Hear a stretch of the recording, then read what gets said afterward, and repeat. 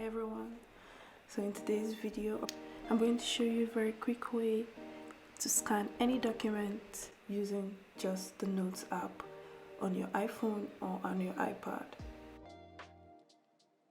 Let's open up the Notes app, create a new note and click the camera icon. Select the scan documents and would be presented with a camera view.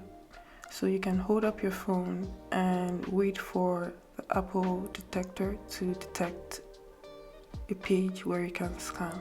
It does that, and now we can either save or take another scan. So let's take another scan, and this time around we use the camera button.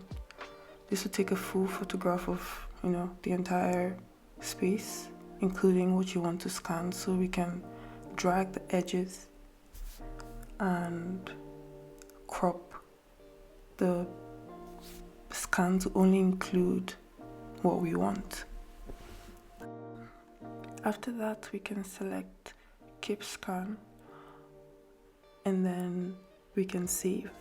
We're done, so let's save it. So we can click on it and we can see the scans that we've made, and it looks very good. Well, I hope you enjoyed this. Consider giving this video a thumbs up and have a good day. Bye.